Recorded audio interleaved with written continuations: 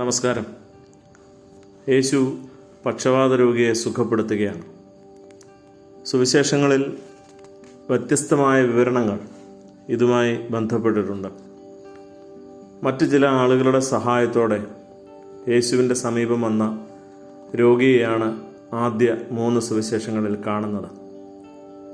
വീടിൻ്റെ മേൽപ്പുര പൊളിച്ച് അവർ അതിസാഹസികമായി അവനെ എത്തിച്ചു എന്നാണ് മർക്കോസും ലൂക്കോസും വിവരിക്കുന്നത്. കൊണ്ടുചെന്നവരുടെ വിശ്വാസം കണ്ടിട്ട് യേശു അവനെ സുഖപ്പെടുത്തി. ഇവൻ്റെ പാപങ്ങൾ മോചിച്ചിരിക്കുന്നു എന്ന വാക്കിനെ ചൊല്ലി അവിടെ കാഴ്ചക്കാർ സന്ദേഹപ്പെടുന്നതായും നാം കാണുന്നുണ്ട്. തൻ്റെ ദൈവത്വത്തിൻ്റെ മഹത്വ ദർശനമായി ഈ പാപമോചനത്തെ വിശദീകരിക്കുന്നുണ്ട്. ഇതിൽ നിന്നും തികച്ചും വ്യത്യസ്തമായൊരു കാഴ്ചയാണ് യോഹന്നാൻ്റെ സുവിശേഷത്തിലുള്ളത്. ബെഥെസ്ദ കുളക്കരയാണ് രംഗം. നിസ്സഹായനായ പക്ഷവാത രോഗിയാണ് അവിടെ ഉള്ളത്. അയാൾക്ക് ഉപകാരമായി ആരും തന്നെ അവിടെയില്ല. ഇവിടെയുള്ള തർക്കവിഷയം പാപമോചന അധികാരത്തെ ചൊല്ലിയാണ്.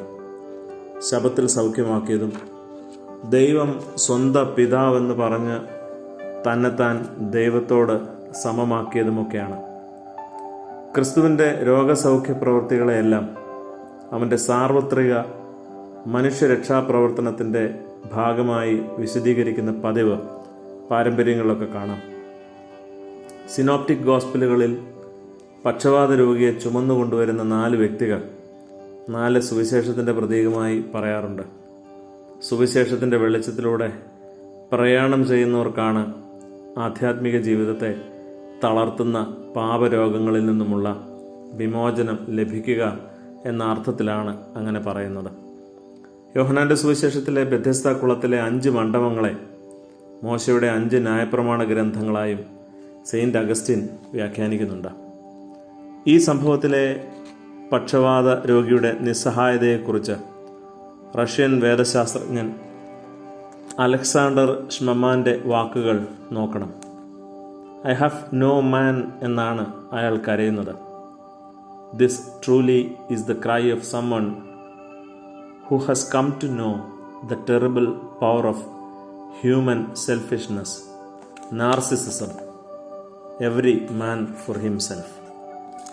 നമ്മുടെ സ്വാർത്ഥതകൾ സൃഷ്ടിക്കുന്ന എത്രയോ ദുരവസ്ഥകൾ നമ്മുടെ ചുറ്റുപാടുകളിൽ തന്നെ നാം കാണുമ്പോൾ അത് നമ്മെയൊക്കെ ഭാരപ്പെടുത്തേണ്ടതാണ്. അവനെ ചുമന്നുകൊണ്ടുവന്നവരെ ഓർക്കുമ്പോൾ അത് വീണ്ടും നമ്മെയൊക്കെ ലജ്ജിപ്പിക്കേണ്ടതാണ്. ഷ്മമാൻ്റെ വാക്കുകൾ കൊണ്ട് തന്നെ അവസാനിപ്പിക്കാം. Religion can also become narcissism, exclusively busy with itself and its own. But it is important to understand that this kind of religion, in spite of whatever Christian cloth it might be wearing, is in reality not Christianity. സ്വാർത്ഥതകളുടെ ഭീകരഭിത്തികളെ തകർക്കുന്ന അവൻ്റെ സ്നേഹത്താൽ നിറയണം നമുക്ക്. നമസ്കാരം.